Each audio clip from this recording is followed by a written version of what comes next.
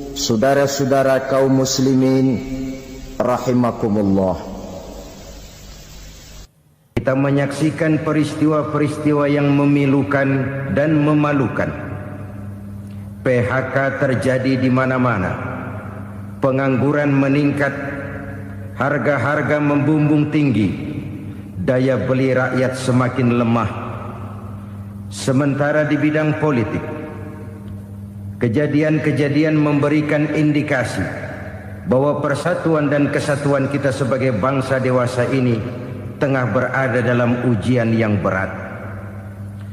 Pada jumpa kita kali ini, tanpa bermaksud untuk mencari kambing hitam dari bencana yang kita hadapi, saya ingin menyampaikan sebuah hadis yang diriwayatkan oleh Imam At-Tabarani dari Ibnu Abbas, bahwa Rasulullah sallallahu alaihi wasallam bersabda, khamsun bi khamsin, ada 5 perkara yang dapat menimbulkan 5 macam bencana. Mari kita renungi hadis ini satu demi satu sebagai bahan introspeksi buat kita semua dalam menghadapi bencana yang tengah berlaku sekarang ini. Yang pertama, manaqasa qaumul ahda illa sullita alaihim aduwwuhum. Apabila suatu kaum sudah mengingkari janjinya, maka mereka pun akan dikuasai oleh musuh-musuh mereka. Sederhana saja nampak kalimat dalam hadis ini. Apabila orang sudah mengingkari janji, mereka akan dikuasai oleh musuh-musuh mereka sendiri. Dan musuh kita yang paling utama saat ini adalah kemiskinan dan kebodohan. Kenapa itu terjadi? Karena kita mengingkari janji kita sendiri. Di saat awal-awal berdirinya Orde Baru, kita pernah berjanji untuk melaksanakan Pancasila dan Undang-Undang Dasar 45 secara murni dan konsekuen. Kita berjanji bahwa kita akan menegakkan pemerintah yang bersih dan berwibawa. Itu semua pada permulaannya. Waktu demi waktu berjalan, kita lupa dengan janji yang kita ucapkan itu. Ketuhanan yang Maha Esa kita ucapkan, tapi kesetanan yang luar biasa yang kita lakukan. Kemanusiaan yang adil dan beradab yang kita dengungkan, tetapi kemanusiaan zalim dan biadab yang kita praktekkan. Sederhana saja saudara, hampir setiap pejabat pada posisi-posisi kunci, di awal-awal ia memangku jabatan itu, biasanya ia mengucapkan sumpah dengan lafaz demi Allah, bahwa dalam melaksanakan jabatan ini saya tidak akan menerima hadiah atau pemberian dalam bentuk apapun. Itu pada permulaannya. Lama-lama rupanya hadiah itu asik juga, mulai diterima. Lama-lama dirasa kurang, mulai menagih. Dan akhirnya terjadilah praktek yang disebut suap menyuap, semir menyemir, dan lain sebagainya. Kalau ini sudah menjadi kenyataan, bagaimana kita mau menegakkan pemerintah yang bersih dan berwibawa? Undang-Undang Dasar 45 menyatakan bahwa bumi, air, dan seluruh kekayaan negara dikelola oleh negara bagi sebesar-besar kemakmuran rakyat. Yang terjadi adalah bahwa kita merasa mewakili rakyat untuk menikmati harta dan kekayaan negara, sehingga rakyat banyak tidak bisa ikut menikmatinya. Menumpuklah harta itu sehingga terjadilah pepatah, gunung ditimbun, sumur digali. Yang kaya semakin kaya, yang miskin semakin terpuruk. Kita ingkar dengan janji yang kita ucapkan di awal-awal kita bergerak. Kita ingkar dengan janji pada saat kita mengatakannya dengan menyebut nama Allah, dengan mempertaruhkan nama Tuhan. Sehingga pada akhirnya jabatan pun mengalami tender. Sudah menjadi rahasia umum. Orang mau jadi lurah mesti mengeluarkan uang. Mau jadi camat mesti mengeluarkan uang. Mau jadi wali kota, bupati, bahkan gubernur, itu ada pasarannya. Secara logika, Kalau orang memperoleh satu jabatan karena banyak mengeluarkan uang, tentu pada saat ia mengeluarkan uang, ia sudah punya pemikiran, modal pasti pulang, modal pasti kembali. Kalau orang memperoleh suatu jabatan karena banyak mengeluarkan uang, maka langkah pertama yang dia lakukan setelah memangku jabatan itu ialah bagaimana uang bisa kembali, bagaimana modal bisa pulang. Kalau modal sudah pulang, pikiran berikutnya bagaimana supaya dapat untung. Lalu kapan mau bekerja untuk kepentingan rakyat? Itu nomor 18. Kemudian kalau ada proyek-proyek besar, pertanyaannya ialah bukan apakah proyek ini bermanfaat bagi rakyat, apakah proyek ini layak untuk diteruskan, tetapi yang jadi pertanyaan paling utama ialah bagian saya berapa duit dari proyek ini. Kita bisa lihat proyek, mega proyek lahan 1 juta hektar di Kalimantan Tengah, triliunan rupiah, dan proyek itu gagal. SD Inpres bulan ini diresmikan, bulan depan retak. Jembatan-jembatan bulan ini gunting pita, bulan depan runtuh. Kita ingkar dengan janji. Kita berkata kita bekerja untuk kepentingan rakyat, tapi kita tidak pernah mengenal rakyat itu. Apabila suatu kaum sudah mulai mengingkari janji, maka mereka akan dikuasai oleh musuh-musuh mereka. Akibatnya tersusunlah barisan-barisan sakit hati, yang makin lama makin menjadi bola salju, menggelinding membesar, dan kemudian terjadilah hal-hal yang tidak kita inginkan lagi. Apabila suatu kaum sudah mengingkari janji, maka mereka akan dikuasai oleh musuh-musuh mereka. Ini penyebab bencana yang pertama. Kita tidak konsekuen. Tadinya kita dengan lantang teriak-teriak berantas korupsi, ganyang korupsi. Pada waktu kita belum mendapat kesempatan.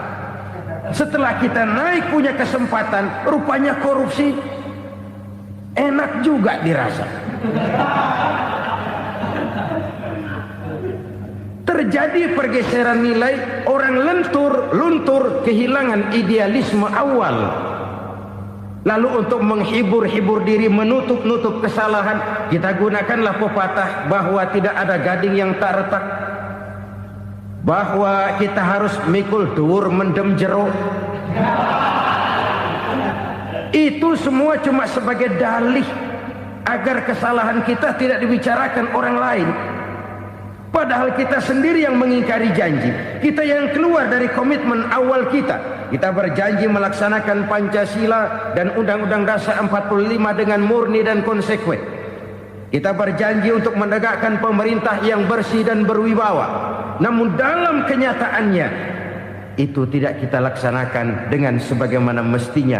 Kita bergeser, kita mengalami proses degradasi, peluncuran nilai, dan akhirnya terbentuklah barisan-barisan sakit hati yang semakin lama semakin membesar itu. Kita harus introspeksi. Memang kalau zaman sedang susah, biasanya kambing hitam laris, tukang kompor gentayangan. Itu dari dulu selalu mencari kambing hitam. Karena itu kita tidak bicara orang, kita tidak bicara siapa yang salah, kita bicara sistem, dan sistem itu bisa mengena siapa saja. Kalau orang sudah mulai mengingkari janji, bergeser dari komitmen awal, itu sudah mulai ia mengalami proses peluncuran, proses degradasi. Ini penyebab yang pertama. Kita tidak lagi konsekuen bahwa bumi, air, sumber daya alam adalah milik negara, dikuasai oleh negara, digunakan bagi sebesar-besar kemakmuran rakyat. Ternyata rakyat yang makmur itu tidak merupakan gambaran yang menyeluruh dari rakyat kita. Undang-undang dasar kita menganut ekonomi kekeluargaan, tapi yang kita praktekkan adalah ekonomi keluarga. Kalau bukan keluarga nggak dapat proyek. Kalau bukan keluarga nggak dapat macam-macam. kekeluargaan kita rubah menjadi keluarga. Timbullah penyakit nepotisme. Kita bergeser, kita ingkari janji, dan kita anggap kita atasnamakan rakyat. Rakyat cuma sekedar jadi address, rakyat cuma sekedar jadi alamat, tetapi kehidupan mereka tidak banyak berubah dan tidak banyak terangkat. Kaum muslimin rahimakumullah, ini penyakit yang pertama, penyebab bencana yang pertama.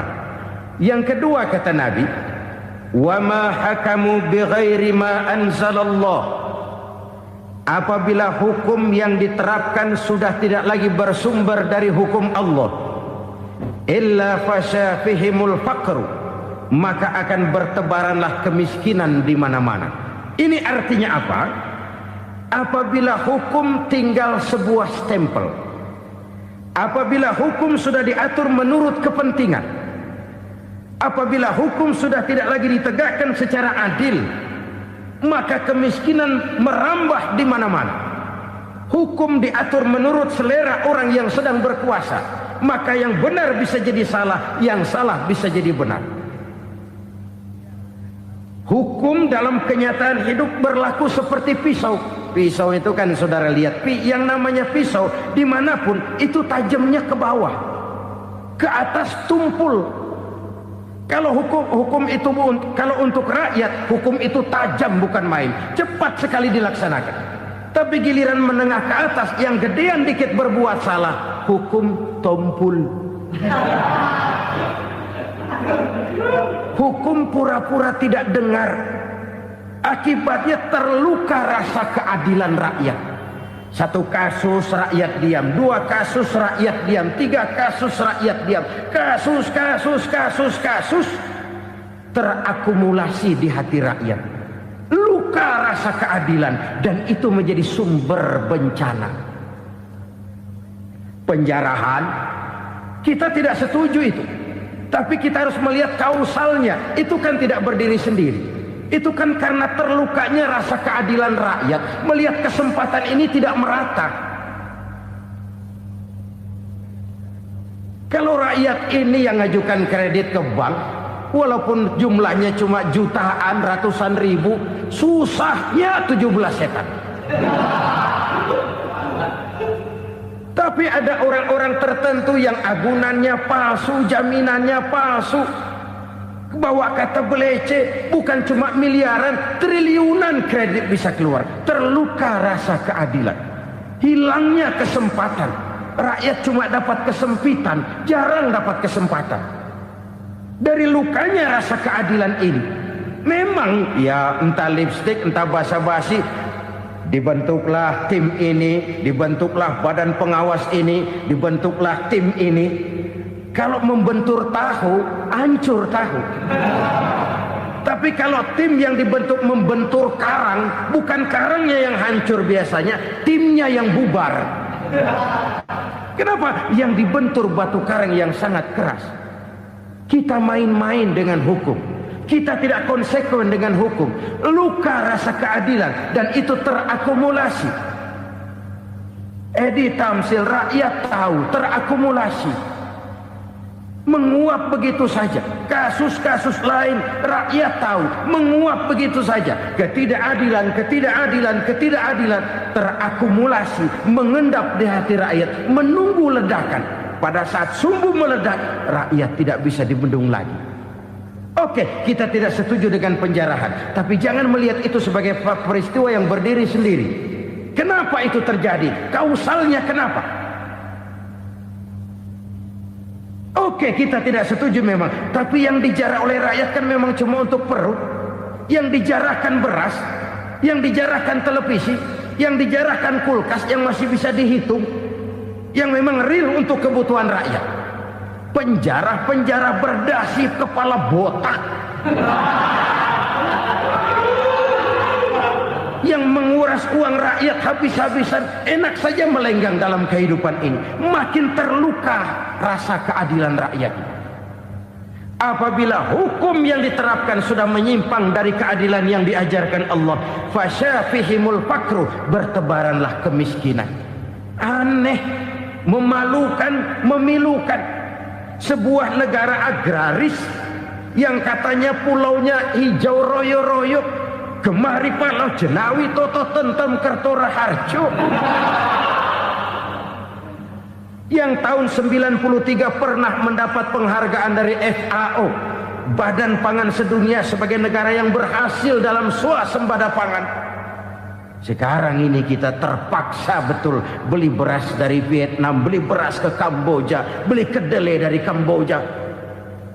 Kenapa? Lahan sawah kita habis ditanami pabrik. Teknologi kita, teknologi loncatan yang non-applied, tidak terpakai oleh kita.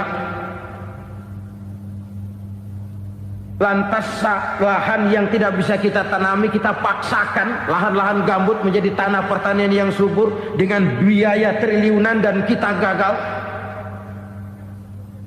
Kita cari jarum dan kapak hilang. Kita mau jadi negara industri dengan loncatan teknologi yang maju, kita lupakan pola pijak kita sebagai negara agraris, dan akhirnya kita kecolongan. Lihatlah dewasa ini, rakyat kita antri sembako di mana-mana. Di sebuah negara agraris, ketidakadilan melahirkan kemiskinan, kemiskinan moral dan kemiskinan material. Kemiskinan moral, rakyat nggak percaya lagi sama pejabat. Rakyat mengalami krisis figur. Orang alah lu ngomong dah sama ember.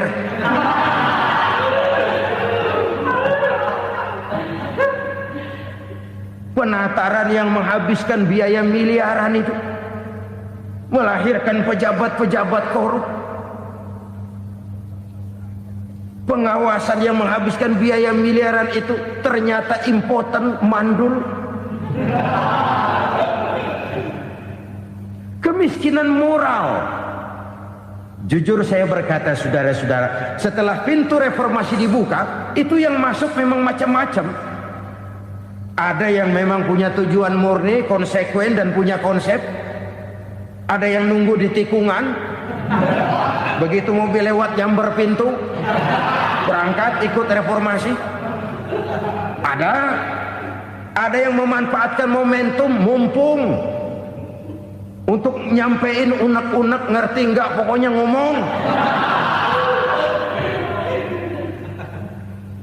Sehingga keadaan semakin rancu, kebingungan semakin menjadi-jadi, masalah yang paling urgen tidak terselesaikan. Sekarang ini orang berpikir mendingan jadi pala ular daripada jadi buntut macan. Buntut macan memang hebat macan, tapi kalau buntutnya cuma ugel-ugel di belakang buat apa? Mendingan jadi pala ular, kecil juga nyaplok. Artinya ya biar kecil juga kalau punya partai kan gagah. Lalu rame-rame bikin partai kayak bikin arisan. Orang makin mengalami dislokasi. Semua mau jadi pahlawan, semua mau nomor satu, semua ngomong. Iya kalau bidangnya, kalau bukan makin rancu. Marilah lewat kesempatan ini saya mengajak kita untuk tahu diri. Biarkan politisi ngomong politik, biarkan ekonom menata ekonomi, biarkan praktisi bicara soal hukum, biarkan rakyat munajat, istighfar, mohon pertolongan Allah. Tahu diri kita. Kalau memang ayam, kukuruyuk aja dah. Kalau memang kucing, ayo ngeong. Kalau kambing, silahkan ngembe. Udah tahu ayam, ngeong bunyinya. Suaranya palas, orang nggak ngerti, bingung, makin menjadi-jadi. Ibarat kesebelasan sepak bola bangsa kita sekarang ini, rame-rame mau bikin gol, kiper ikut nyerang sekarang. Memilukan dan bahkan memalukan. Wa ma hakamu bighairi ma anzalallah illa fasha fihimul fakru. Kalau hukum yang diterapkan sudah menyimpang dari keadilan yang diajarkan Allah, bertebaranlah kemiskinan di mana-mana. Coba sekarang ini, yang punya duit bingung, apalagi yang kagak punya duit. Yang pengusaha gede ngeluh, apalagi yang pengusaha pas-pasan. Yang kagak punya beras, yang punya beras saja masih bingung, apalagi yang nggak punya beras. Ini sudah demikian merata. Dulu kita kagum mendengar konglomerat kelas buadah, kelas-kelas yang seakan-akan cuma ada dalam khayalan mereka, punya kekayaan miliaran dolar, triliunan. Sudahlah, seolah-olah nggak terjangkau sama kita. Weh, ternyata yang gede-gede itu juga gede utangnya. Dan rontok satu demi satu. Ternyata rakyat selama ini cuma dialamatkan, cuma dijadikan adres. Rakyat yang tidak banyak ngerti persoalan ini harus menanggung hidup ini begini berat, harus menanggung beban hidup ini begini tinggi. Daya beli semakin lemah, semakin terpuruk dan terpuruk, sedang keadaan belum juga banyak berubah. Yang hutang sama luar negeri itu kan bukan rakyat kecil, Ciano. Yang banyak nyimpen dolar juga kan Ciano. Rakyat kecil bocah kampung mah jangankan nyimpen dolar, ngelihat juga tumben. Kemana kita mesti bercermin? Sekali lagi saya mengatakan, maaf, kita tidak bermaksud mencari kambing hitam. Karena itu kita tidak bicara orang, kita bicara sistem, kita bicara keadaan. Beginilah yang dikatakan Nabi, penyebab timbulnya bencana, hukum yang ditegakkan tidak lagi berorientasi kepada keadilan, tapi berorientasi kepada kepentingan. Akhirnya bentuk hukum seperti pisau, tajam ke bawah, tumpul ke atas. Hukum cuma buat rakyat kecil, tetapi kelompok menengah ke atas kadang-kadang kebal dari perlakuan hukum. Maka bertebaranlah kemiskinan. Iya, kemiskinan moral berupa lukanya rasa keadilan. Kalau rasa keadilan terluka, orang kan nunggu kesempatan, saudara. Iya, dia nggak bisa ngomong. Iya, dia nggak sanggup action. Iya, dia nggak bisa tunjuk rasa, tapi hatinya kan, kapan ada kesempatan, kapan ada waktu, tunggu. Hatinya mesti begitu. Sehingga begitu ada kesempatan, terjadilah hal-hal yang tidak terhindarkan. Dan itu ekses, bukan reformasi. Jangan seperti sebuah dialog saya dengan seorang abang beca. Saya bertanya, bang, iya, abang tahu nggak reformasi? Tahu. Ustadz, apa? Pembakaran. Terus penjarahan. Lalu perkosaan. Itu reformasi. Itu yang saya lihat. Nah, itu yang dia lihat. Saya tentu tidak menyalahkan abang beca kita, karena memang itu yang dia lihat dan sejauh itu wawasannya. Tapi ini indikasi bahwa banyak rakyat kita yang belum bisa menggunakan kebebasan secara bertanggung jawab. Padahal kebebasan tanpa tanggung jawab tirani. Sebuah contoh gampang-gampangan. Saya beli radio, saya setel di kamar saya, lalu saya bilang, ini radio gue. Yang beli gue, pakai duit gue setel di kamar gue, sekeras-kerasnya, gak ada urusan sama orang lain. Itu kata saya. Tetapi tetangga saya sebelah rumah kan boleh juga ngomong begitu. Kata tetangga saya, ini mata gue, yang ngantuk gue tidur di kamar gue, kenapa suara radio lu nyampe kemari? Artinya apa ini? Kebebasan saya nyetel radio dibatasi oleh kebebasan tetangga saya yang mau tidur. Tidak ada kebebasan mutlak. Kebebasan mutlak tanpa tanggung jawab kembali akan melahirkan tirani, kembali akan melahirkan pemaksaan kehendak. Dan itu lagi-lagi bukan demokrasi. Saudara-saudara kaum muslimin rahimakumullah. Ini penyakit yang kedua, lukanya rasa keadilan, terutama di kalangan rakyat kecil. Itu mengendap menjadi akumulasi dan menunggu giliran kapan bisa dimuntahkan. Dengan kata lain, rakyatnya udah banyak banget makan yang perutnya jadi enak, nyelam. Kapan nunggu muntahnya? Udah begini banyak akumulasi yang mereka pendam di perut ini, sehingga ketika terjadi kesempatan itu sudah tidak terkendalikan lagi. Kita out of control. Saya tidak mentolerir sikap-sikap kekerasan. Bahkan saya lebih cenderung bahwa kalau di rumah kita banyak tikusnya saja racuni, jangan rumah dibakar. Bahwa ada korupsi, iya. Ada kolusi, memang. Ada nepotisme, tentu. Tetapi tikusnya saja racuni. Jangan rumah dibakar. Masa mau ngusir tikus bakar rumah? Tikusnya lari, tikusnya selamat, rumahnya ewes-ewes.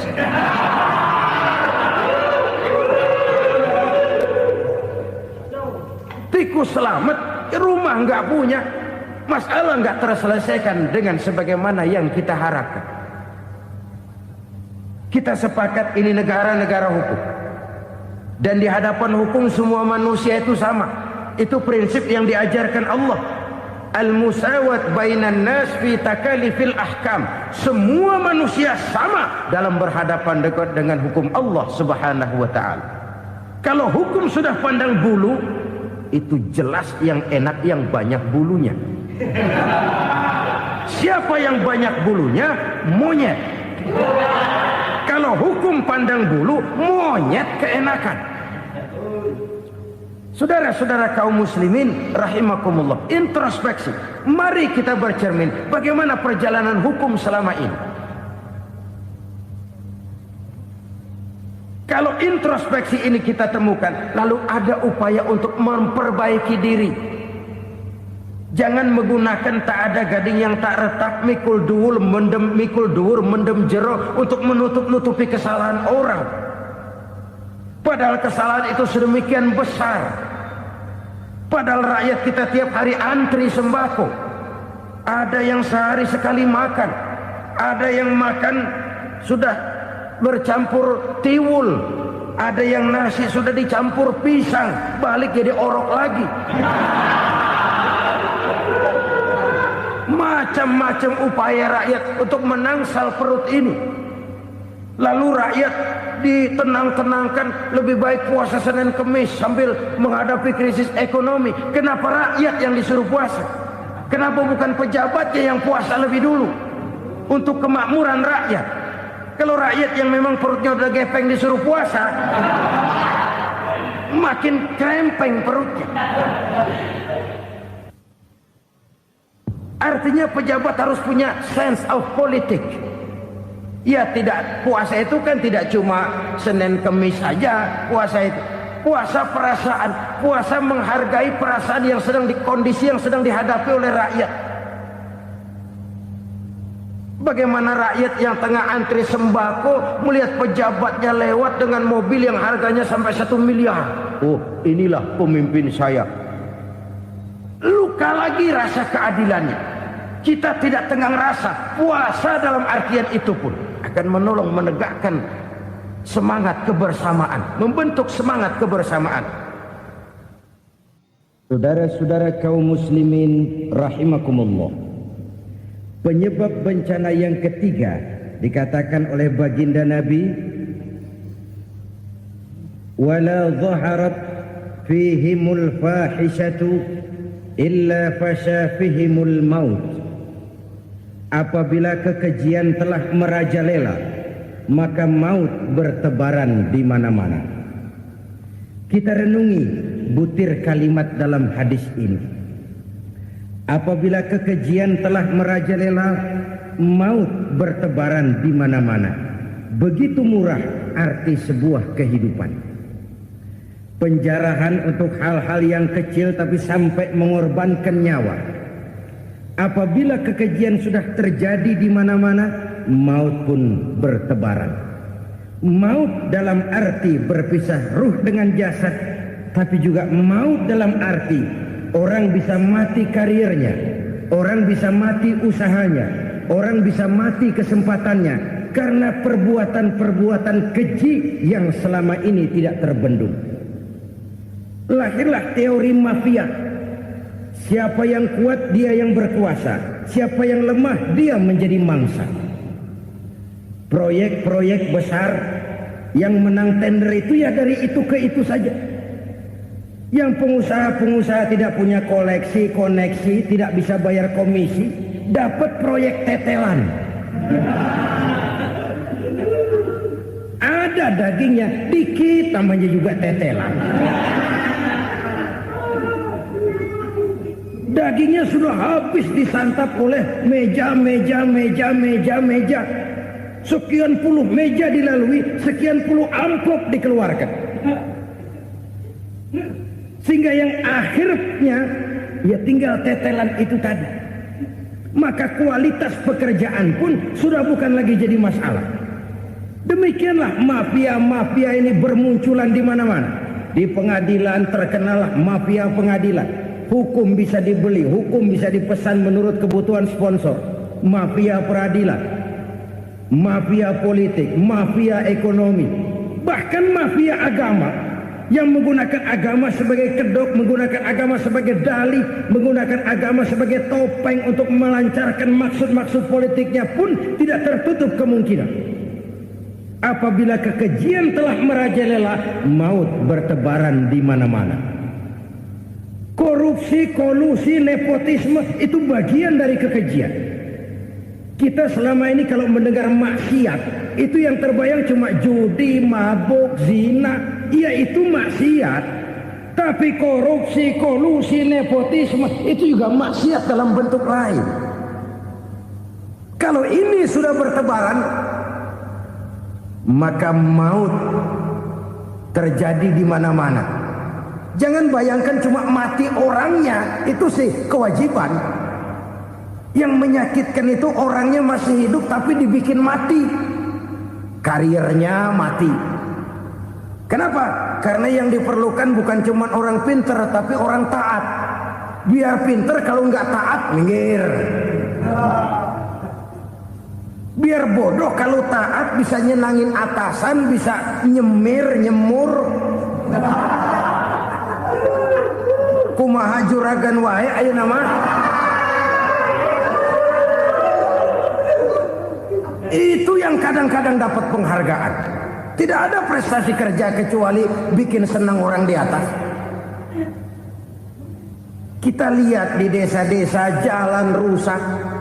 Kalau ada berita pejabat anak mau turun, jalan rata sekali. Sampai tanah dari mana aja dikeruk buat ngeratain tuh jalan.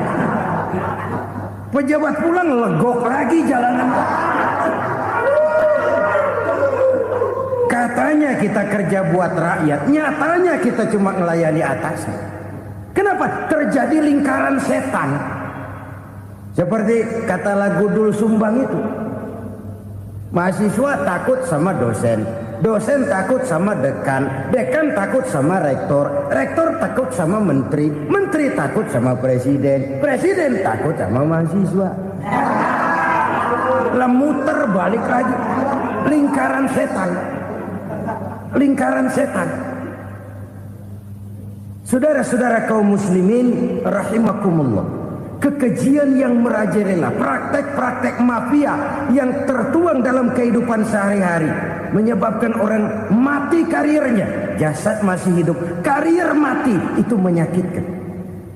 Mati bisnisnya. Rakyat kecil pernah senang ketika cengkeh booming, harganya bagus, rakyat banyak yang pergi haji. Lalu mau ditata, lahir tata niaga cengkeh, malah amburadul.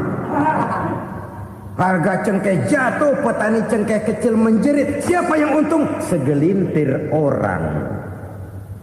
Masihkah kita pakai atas nama rakyat untuk kepentingan nasional, padahal yang nyanyi cuma segelintir orang? Masihkah kita mau bohongi rakyat ini dengan mobil nasional tapi bikinan Korea? Masihkah kita mau bermain verbalisme, bermain kata? Ini sebuah masa lalu yang tidak perlu terulang lagi untuk masa-masa yang akan datang. Kekejian merajalela, orang mati karir. Bisa mati usaha, mati bisnis. Usahanya maju, dirangkul, hancur. Usahanya maju, dipukul, hancur, tenggelam. Bahkan yang memilukan dan memalukan badan-badan usaha milik negara itu dikebiri sedemikian rupa sehingga tidak menghasilkan hal-hal yang bermanfaat buat negara. Saudara-saudara kaum muslimin rahimakumullah, kalau nafsu yang sudah mengatur itu semua, maka kekejian pun merajalela. Orang sudah pakai teori mafia, yang kuat dia yang menang, yang kuat dia yang berkuasa, yang lemah silakan minggir di sudut-sudut kehidupan.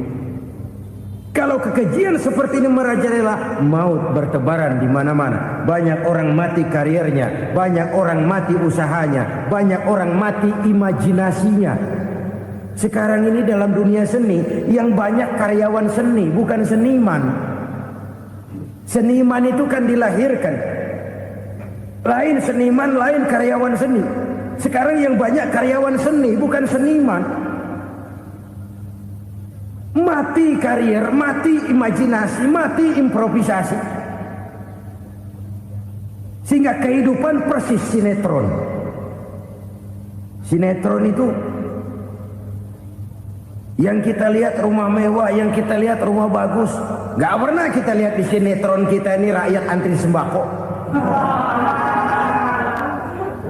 Kita dijejali hal-hal yang indah, yang wah, yang membuat kita tenggelam dalam gaya hidup instan, tenggelam dalam gaya hidup wah. Kita lupa dengan realitas keseharian di tengah-tengah masyarakat kita.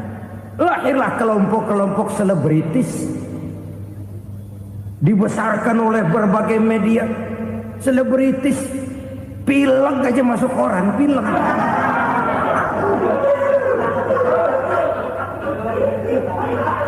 Rakyat yang pingsan antri beras nggak masuk koran. Rakyat yang semaput antri minyak nggak masuk koran. Selebritis panok masuk koran.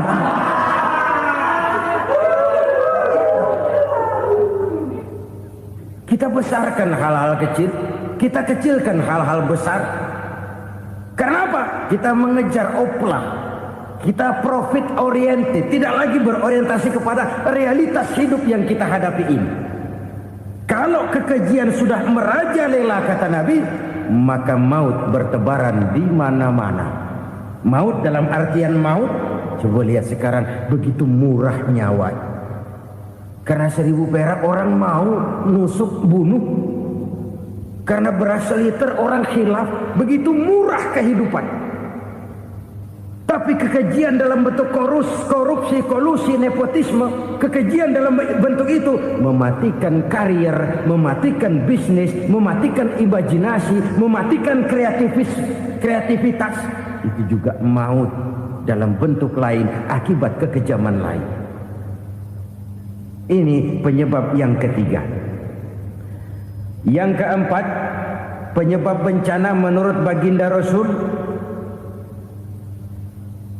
wala tukhfiful mikyala illa muni'un nabat.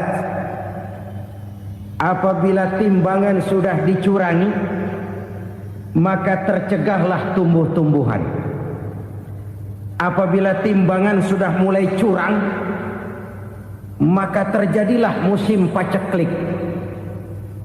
Apabila bisnis sudah bergaya mafia tadi itu, kecurangan-kecurangan terjadi, tender di balik pintu, yang dimenangkan cuma kelompok-kelompok yang bisa memberikan presentasi yang besar, muni'un nabat, terjadilah paceklik.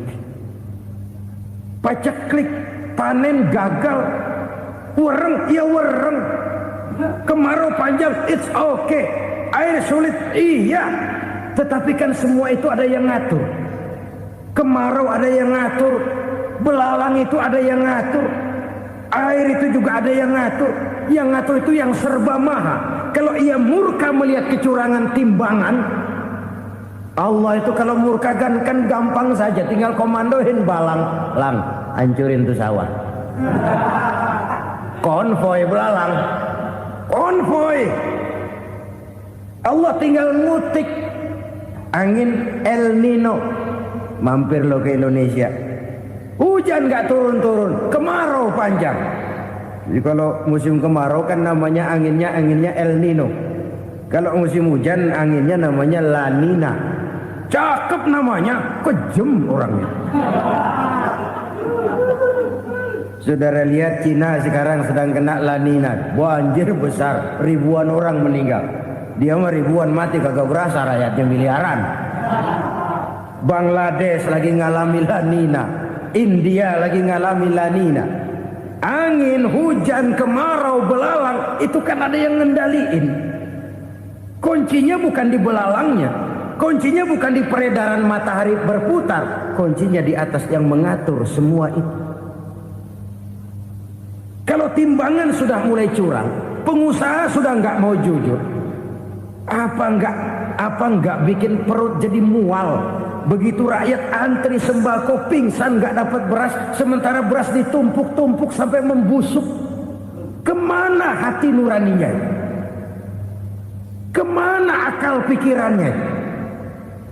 Kemana mereka yang berbuat atas nama rakyat tapi melihat rakyat susah tidak tergerak hatinya? Apabila timbangan sudah mulai dicurangi, bisnis sudah mulai melenceng, maka terjadilah paceklik. Sebuah negara yang berhasil dalam swasembada pangan, lalu sekarang menjadi negara yang rakyatnya antri untuk memperoleh kebutuhan pangan. Saudara-saudara kaum muslimin rahimakumullah, ini intinya adalah kecurangan. Kalau kecurangan sudah terjadi di mana-mana, dan ini milik siapa saja, bukan soal tempat, bukan soal jabatan, soal manusianya, SDM-nya. Kecurangan tidak cuma terjadi di kantor, di masjid bisa terjadi kecurangan. Korupsi tidak hanya bisa terjadi di kantor, di madrasah bisa ada korupsi. Faktor manusianya, ini soal SDM. Kecurangan yang besar tentu besar lagi kerugiannya. Kecurangan yang kecil, kecurangan sehari-hari, pedagang-pedagang kecil ngurangi timbangan, barang yang buruk dikatakan baik, yang baik dikatakan buruk, itu merugikan perorangan. Kecurangan yang besar merugikan bangsa dalam bentuk total, dalam bentuk seutuhnya. Nah, kecurangan-kecurangan seperti ini rakyat kan lihat, rakyat kan tahu, dan itu kembali terakumulasi di sini, pegel. Dan jangan lupa, rakyat yang nggak ngomong itu, rakyat yang nggak bersuara itu, batinnya menjerit, jeritannya menggoncang aras, dan itu didengar Allah. Yadullah fauqal jamaah, kata Nabi, tangan Tuhan di atas orang banyak. Jeritan hati rakyat menggoncang aras. Rakyat yang terlalu banyak dizolim, rakyat yang terlalu banyak dirugikan, ya rakyat yang terlalu banyak di atas namakan, menjerit batinnya, menggoncang aras, dan Allah bisa menggerakkan apa saja untuk membuat satu situasi. Allah bisa menggerakkan apa saja untuk membuat satu situasi. Saudara-saudara kaum muslimin rahimakumullah, ini faktor yang ketiga, timbulnya kecurangan. Faktor yang keempat maksud saya. Yang kelima, penyebab timbulnya bencana menurut baginda Nabi, wala muni'uz zakat wala muni'uz zakat illa hubbisa anhumul qatru. Apabila zakat enggan dibayar, maka tercegahlah qatrun. Qatrun ini kalau bahasa kita sembako. Maka tercegahlah kebutuhan-kebutuhan yang kita perlukan. Ini, kita tidak meragukan bahwa yang kita tuju adalah masyarakat yang adil dalam kemakmuran dan makmur dalam keadilan. Nah, antara kemakmuran dan keadilan ini memang sering tidak bisa berjalan seiring. Pada saat kemakmuran kita kejar, ekonomi kita pacu, ada nilai-nilai keadilan yang tertinggal. Pada saat nilai keadilan kita tegakkan benar-benar, ada unsur-unsur kemakmuran yang terabaikan. Oke, kita bisa mengatakan kasus. Oke, kita bisa mengatakan itu sebagian kecil. Tapi kalau sebagian kecil, lama-lama kan jadi sebagian besar. Oke, kita mengejar kemakmuran. Pertanyaannya, kemakmuran untuk siapa? Oke, kita berikan kelompok tertentu kue yang besar dengan harapan nanti dia bagiin kuenya kepada yang kecil-kecil. Tapi kenyataan mereka yang dapat kue besar akhirnya malah lupa diri dan lupa daratan. Mau makin besar, malah memeras yang kecil-kecil ini. Sekarang kan yang kecil modali yang besar. Ramai-ramai buka bank, ternyata kamuflase. Uang banknya untuk kredit perusahaannya sendiri. Nasabahnya rakyat kecil. Artinya apa? Rakyat kecil disuruh modalin orang yang udah gede. Ini kan sumber geledek urusan.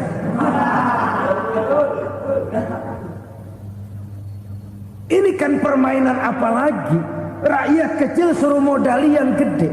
Nasabahnya rakyat kecil, kumpulkan uangnya di bank, kucurkan kredit kepada perusahaannya sendiri. Bukankah itu rakyat kecil suruh modali yang gede?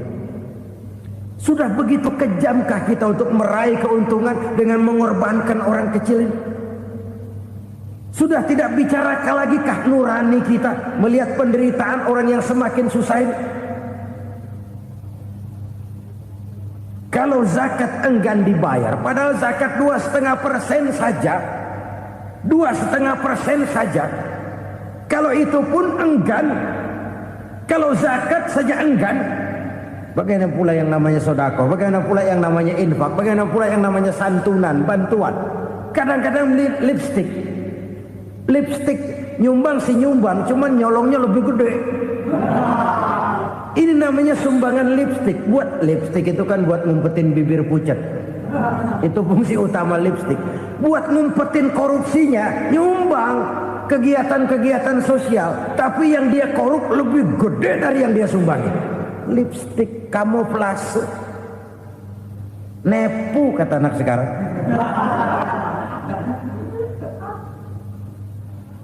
Saudara-saudara kaum muslimin rahimakumullah. Demikian berat kewajiban zakat ini sampai di zaman Sayyidina Abu Bakar pernah keluar komando perangi orang yang enggan membayar zakat. Perangi. Karena fungsi zakat adalah menjembatani antara si kaya dengan si miskin. Bahwa ada kemiskinan itu Qur'ani. Allah menyatakan, aku melebihkan rezeki sebagian kamu dari yang lain. Ini kan kesenjangan. Allah melebihkan rezeki sebagian kamu dari yang lain. Ada itu. Tetapi itu berjalan secara nature. Nah, kalau direkayasa, yang kaya semakin kaya, yang miskin semakin terpuruk, yang sudah besar dapat proyek besar, yang kecil dapat tetelan. Ini kan rekayasa namanya. Kesenjangan yang direkayasa ini yang kita harus kikis. Nah, fungsi zakat menjembatani dari sisi sosial. Dari sisi pribadi, Nabi berpesan, zakku amwalakum biz zakat. Bersihkan hartamu dengan zakat. Sekarang ada istilah nyuci uang. Uang hasil korupsi itu bisa dicuci, dijadikan uang bersih. Bukan pakai rinso, bukan. Pakai politiknya koruptor, diolah sedemikian rupa sehingga jadi uang resmi. Sudah memutik, itu termasuk yang disebut kejahatan kerah putih, white collar crime. Kejahatan kerah putih, kejahatan pakai dasi, kejahatan kelas kakap. Makanya orang mendingan goblok kagak bener daripada pinter kagak bener. Goblok kagak bener itu gampang ngurusinnya. Pinter kagak bener, ini yang berabe bener ngurusinnya.